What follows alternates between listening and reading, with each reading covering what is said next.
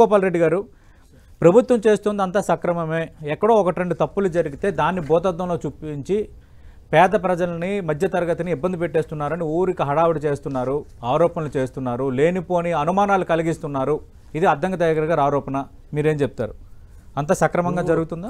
ఇప్పుడే మీరు చెప్పింది కదా, నీ హైడ్రాకున్న లీగల్ రేట్ ఏందని.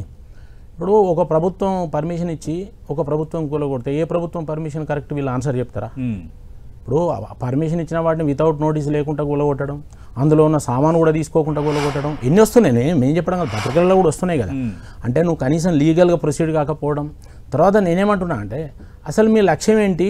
ఈ హైడ్రాన్ తీసుకొచ్చారు, మీరు చెరువులను కుంటలు. అసలు నేను అంటున్నా వీళ్ళకు చెరువుల కుంటల మీద పూర్తి అవగాహన లేదు. ఎందుకు లేదంటే అర్బన్ లేక్స్ వేరు, రూరల్ లేక్స్ వేరు, అగ్రికల్చర్ లేక్స్ వేరు. అగ్రికల్చర్ లేక్స్ అగ్రికల్చర్ ఉంటుంది, అర్బన్ లేక్స్ చట్టం ఉన్నది.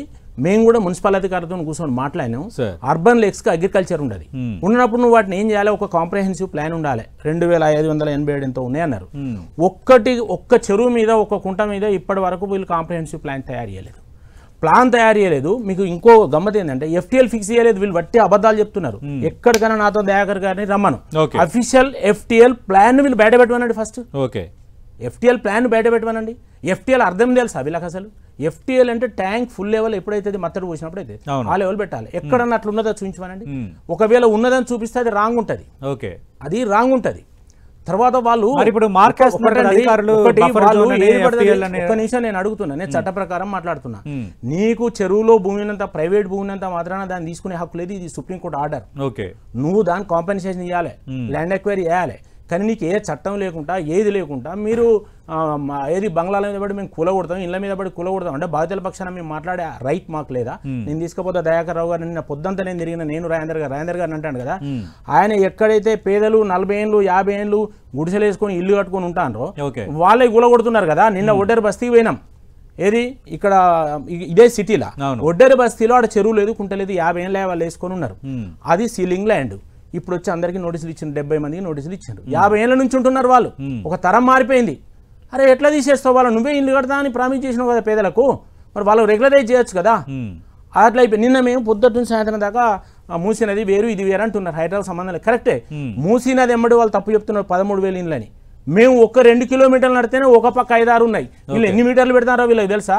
అక్కడికి పోతే అధికారులు దాదాపు ఒక పక్కకు తీసుకుంటే దాదాపు 200 మీటర్లు 300 మీటర్లు తీసుకుంటాను. తీసుకున్న వరకు ఏమైతుంది? నీకు అందులో బఫర్ జోన్ అంటారు, అందులో FTL అంటారు, అందులో సర్వీస్ రోడ్ అంటారు, ఇంకా అందులో గ్రీనరీ అంటారు. ఇవన్నీ పెడితే దాదాపు ఎంత పోతే అంత 120-125 గజాలు వాళ్ళు. అచ్చా, మరి వాళ్ళకి ఏమన్నా మీరు ఇప్పుడు ప్యాకేజ్ చెప్పిండ్రా? మరి వాళ్ళకి ఏమన్నా ఎక్కడన్నా ఎక్కడ ఇస్తానో? ఏమున్నాయి వీళ్ళ దగ్గర పైసలు? ఎక్కడ కట్టిండ్రు? ఇప్పుడు ఎక్కడైతే ఖాళీ ఉన్నాయో అందరం తెలుగుదేశం ఇల్లు కట్టినాయో 1:10 ఉన్నాయండి ఆడ పేర్లు. వీళ్ళ వాళ్ళ సమితి పంచాయతీ. ఇప్పుడు ఏ ఒక్క దాని మీద వీళ్ళకి క్లారిటీ లేదు. రమ్మను నాతోని దయాకర్ గారిని రమ్మంటున్న కాంగ్రెస్ ప్రతినిధిగా. చలో మనం ఫీల్డ్ మీదకి పోదాం, మీ కాంగ్రెస్ నాయకులు రాండి, పోదాం, వాళ్ళు ఏం చెప్తారో విందాం. నువ్వు ఎక్కడ రీహాబిలిటేషన్ ఇస్తావు వాళ్ళకి? వేణుగోపాల్ రెడ్డి గారు సవాళ్ళకి సిద్ధమా? FTL ప్లాన్ లేదు, సంబంధించి అనుసరిస్తున్న విధానం సరిగ్గా లేదు, ఇప్పటికిప్పుడు నేను సిద్ధంగా ఉన్నాను అంటున్నారు. అసలు ఇంకొక విషయం చెప్తా అండి, వీళ్ళ దగ్గర మాస్టర్ ప్లాన్ లేదు. ఇప్పుడు మాస్టర్ ప్లాన్ రివ్యూ చేయలేదు వీళ్ళు. మాస్టర్ ప్లాన్స్ లేవు. మీకు మాస్టర్ ప్లాన్ ఉందా అని నేను అడుగుతున్నా. ఎప్పటి మాస్టర్ ప్లాన్ మీరు ఎప్పటి మాస్టర్ ప్లాన్ పెట్టుకొని చేస్తున్నారు? ఇప్పుడు మాస్టర్ ప్లాన్ ఎక్కడది? అర్బన్ లేక్స్ ఉన్నాయి. ఒక్క నిమిషం చెప్పండి. అర్బన్ లేక్స్ ఉన్నాయి. మీరు అర్బన్ లేక్స్ కూలగొడుతున్నారు. నువ్వు కూలగొడితే ప్రభుత్వానికి ఏం లాభం, ప్రజలకి ఏం లాభం చెప్పాలి. లేదంటే నువ్వు కూలగొట్టిన కాడ ల్యాండ్ అక్వైరీ చేయాలి. ఇప్పటి వరకు నేను చెప్తున్నా గవర్నమెంట్ ల్యాండ్ 1 ఎకరం కూడా అక్వైరీ చేయలే వాళ్ళు చెప్పే నువ్వు 100 ఎకరాలు అదంతా ఒట్టి, అదంతా కూడా ప్రైవేట్ ల్యాండ్స్. మధ్యలో హైడ్రా చేసింది కదా, ఇన్ని ఎకరాలు ప్రభుత్వం, అదంతా ప్రైవేట్ ల్యాండ్ అండి. ఇప్పుడు నాది FTL ఉన్నదని కూలగొట్టిండు. FTL కూలగొట్టింది వాళ్ళ ల్యాండ్ కాదు, అది ప్రైవేట్ ల్యాండ్. హైడ్రా చెప్తున్న లెక్కలు తప్ప. అది private lands, government land. Government land ఇప్పటి వరకు నేను దయాకర్ గారిని అడుగుతున్నా, మీరు ఇప్పటి వరకు హైడ్రా వచ్చిన కాంచి ఇక్కడ నేను ఒకటి చెప్తున్నా, వాళ్ళు ఏమన్నారు? 5 అంశాలు 6 అంశాలు చెప్పిండ్రు రేవంత్ రెడ్డి గారే. ఒకటి ప్రైవేట్ ల్యాండ్ లో ఉన్న వాటిని పర్మిషన్ లేకుండా కట్టిన వాటిని కూలగొడతామన్నారు. ఒకటి గవర్నమెంట్ ల్యాండ్ లో ఉన్న వాటిని కూలగొడతామన్నారు, మూడోది గవర్నమెంట్ ల్యాండ్ కనుక ఎక్వైర్ అయితే తీసుకుంటామన్నారు, నాలుగోది ఏంది వాళ్ళు ఎఫ్టీఎల్ లో ఉన్నాయి కూలగొడతామన్నారు, బఫర్ జోన్ లో ఉన్నాయి కూలగొడతామన్నారు. నేనేమంటున్నా అంటే ఇప్పటి వరకు ఎన్ని ఎకరాలు ప్రభుత్వ ల్యాండ్, రెండే అంశాలు ఇప్పటి వరకు మీకు పర్ఫెక్ట్ మాస్టర్ ప్లాన్ లేదు, ప్రభుత్వ ల్యాండ్ ఎఫ్టీఎల్ డిసైడ్ చేయలేదు, గవర్నమెంట్ ఆఫ్ ఇండియా ఇంతకుముందు దయాకర్ గారు జవాబు చెప్తున్నా, దయాకర్ గారు ఇవన్నీ మీరు రద్దు చేయాలంటే ముందు కేంద్ర ప్రభుత్వ చట్టమే రద్దు చేయండి. అదే కదా వారు చదివినా నేను కూడా చదివి చెప్తున్నా. ఇప్పుడు దయాకర్ గారు సోషల్ థింకింగ్ ఉన్న వ్యక్తి, నాకు రెండో అభిప్రాయం లేదు, కానీ దయాకర్ గారు చెప్తే ఏదో ఆగిపోతుందని నేను అనుకోవడం లేదు. వారు అంటారు కదా నాకు ఎవరైనా ఫోన్ చేసి చెప్తే నేను ఆపుతాను, అది ఇంపాసిబుల్. అది ఒక పాలసీ అంటుంటుంది, వ్యక్తిగతమైంది కాదు కదా. ఇప్పుడు దయాకర్ గారికి నాకేం వ్యక్తిగతం కాదు కదా.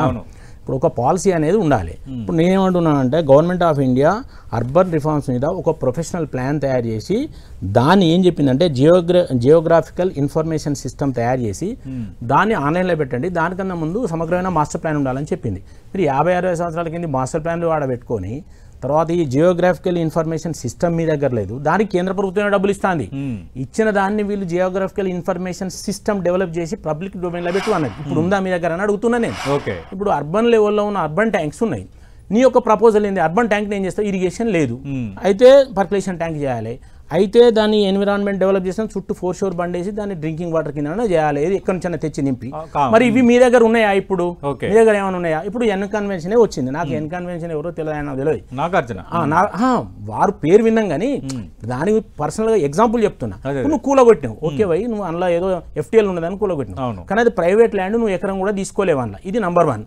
తర్వాత 200 మంది ఎంప్లాయీస్ సపోజ్ దాని మీద బతుకుతున్నారు, వాళ్ళు నిరుద్యోగులు అయిపోయినారు. ఇప్పుడు మా దగ్గర శ్రీనివాస్ రెడ్డి ఆయన వాళ్ళ పోయి 14 షెడ్లు కూలగొట్టారు. అందరి 14 షెడ్లు కూలగొడితే దాదాపు 1500 మంది అన్ఎంప్లాయీస్ అయినారు. ఒక విషయం చెప్తున్నా, వాళ్ళు తీసుకుంటా మెటీరియల్ 4 కోట్ల 5 కోట్ల మెటీరియల్ అండి, తీసుకుంటా ఉంటే తీసుకొనియలేదు. ఆడ ఎమ్మెల్యే నిలబడి చెప్పి ఫోన్ చేసి ఆ మెటీరియల్ మిషనరీ కూడా దొక్కిచ్చారు. ఇది దుర్మార్గం కదా అండి. ఇట్లా ప్రతి ఇళ్లలో కూడా ఇవే జరుగుతున్నాయి. నోటీస్ చేయకుండా పోయి వాళ్ళు కనీసం సామాన్ తీసుకోలేని పరిస్థితి. అది చట్ట ప్రకారం అది జరగడం. నువ్వు నోటీస్ చేయకుండా పడవు, హైకోర్టు అన్నది కదా ఇవాళ. నువ్వు నోటీస్ చేయకుండా ఎట్లా పోయి కూలగొడతావు? పర్మిషన్ ఉన్నదాన్ని నోటీస్ చేయకుండా ఎట్లా పోయి కూలగొడతావు? అరే పర్మిషన్ ఉన్న వాటిని మీకు ఏం రైట్ ఉన్నదండి కూలగొట్టడానికి? ఇప్పుడు కూలగొట్టి అన్ని పర్మిషన్ ఉన్నాయో కూలగొట్టే వాళ్ళు.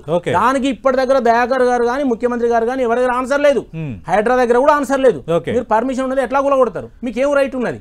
ట్యాక్స్ కడుతున్నారు, వాళ్ళు పర్మిషన్ తీసుకున్నారు, మీకు అన్ని కట్టిండ్రు. మరి ఒక్క నిమిషం, గవర్నమెంట్ బీఆర్ఎస్ స్కీమ్ పెడుతుంది కదా ఇల్లీగల్ కట్టిన వాటికి, పెడుతుంది కదా, మరి అది ఇల్లీగల్ కదా, మీరు ఎందుకు పెడతారు స్కీము? అంటే ఏ గవర్నమెంట్ అయినా ఎందుకు పెడతాంది అంటే పబ్లిక్ ని జడగొట్టద్దు, దాన్ని రెగ్యులరైజ్ చేసి ఇప్పటి నుంచి సమగ్రంగా సమగ్రం చేస్తుంది ఒక ప్లాన్, గతంలో జరిగిన పర్మిషన్ లేకుంటున్నది ఒక ప్లాన్, పర్మిషన్ ఉన్న వాటికి ఒక ప్లాన్ ఏమైనా తయారు చేసిండ్రా? పోనీ మేమేమన్నా డెవలప్ మేము ఎందుకు వ్యతిరేకమండి? ఇప్పుడు నువ్వు కూలగొట్టిన చెరువులు కుంటలు ఏం చేస్తావో నాకు చెప్పు, వాటి మీద నీ ప్రణాళికే లేదు, వాటిని ఏ పర్పస్ లా దాన్ని డెవలప్ చేస్తావో చెప్పు. అక్కడున్న ఏదైనా అక్కడున్న సిటిజన్స్ కు లేకపోతే కాలనీస్ కు డెవలప్ చేస్తానికి ఏమైనా స్కీమ్ పెట్టినావా? పెడితే నువ్వు ఏదైనా 3 ఉంటాయండి. ఇమీడియట్ కూలగొట్టడమే ఉండదు, దాని కనీసం దాన్ని రెగ్యులరైజ్ చేయడమో పెనాల్టీ వేయడమో, ఫైనల్ అది కాకపోతే కూలగొట్టడు. సిస్టమ్ ఉన్నాయి అంటున్నా నేను అడుగుతున్నా. సిస్టమ్ ఉన్నాయి, ఇప్పటి వరకు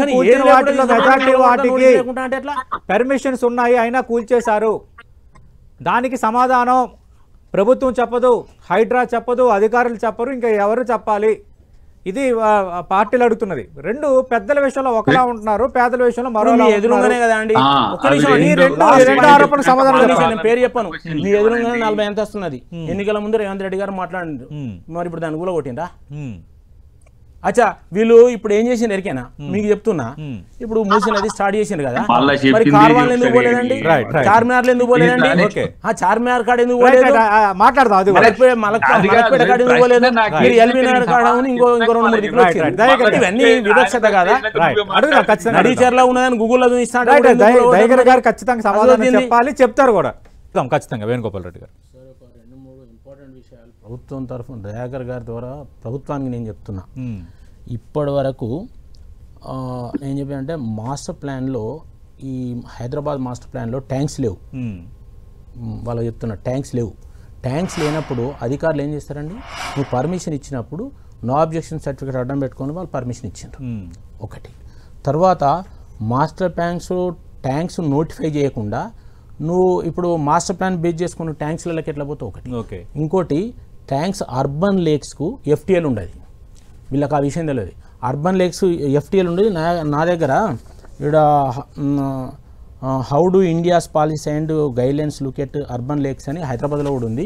ఈ పేపర్ తీసుకొచ్చిన వాళ్ళకి కావాలంటే ఇస్తాయి, ఈ గైడ్లైన్ చదువుమనండి. అసలు వాటికి అగ్రికల్చర్ ఉన్నదానికే ఎఫ్టీఎల్ ఉంటుంది, అర్బన్ లేక్స్ ఎఫ్టీఎల్ లేదు.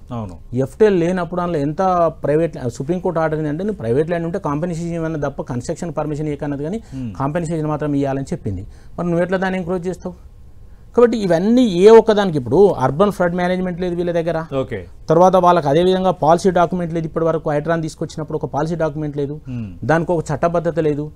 నువ్వు పర్మిషన్ ఉన్న వాటిని కూలగొడతా అంటావు, రీహాబిలిటేషన్ ఎవరు చెప్పినట్టు చట్టబద్ధత ఉంటే కోర్టు ఎందుకు అడిగింది? మీరే చెప్పండి. ఇప్పుడు కోర్టు ఇవాళ కూడా అడిగింది, ఇది ఇవాళ కాదు, నెల రోజుల కింద అడిగింది, మళ్ళీ ఇప్పుడు అడిగింది మీకున్న చట్టబద్ధత ఏందని. తర్వాత నువ్వు ఎట్లా మా కంట్రోల్లో ఉన్నాయి, ఎట్లా కూలగొడుతున్నావు కోర్టు పరిధిలో అని కూడా అడిగింది. కాబట్టి నేనేమంటున్నా అంటే ఇవాళ వాళ్ళు చేసే దాంట్లో లేక్ ప్రొటెక్షన్ కమిటీ లేదు, లేక్ ప్రొటెక్షన్ కమిటీని మాస్టర్ ప్లాన్ లో ఇన్వాల్వ్ చేయలేదు. అరే 100 తప్పులు ఉన్నాయండి వీళ్ళవి. నువ్వు కామన్ సిటిజన్ ఇల్లు కట్టుకుంటే అప్పు తెచ్చుకొని లోన్ తెచ్చుకొని కట్టుకుంటే మన తప్పు అంటావు, నువ్వు ఎక్కడ కరెక్ట్ ఉన్నావని నేను అడుగుతున్నా.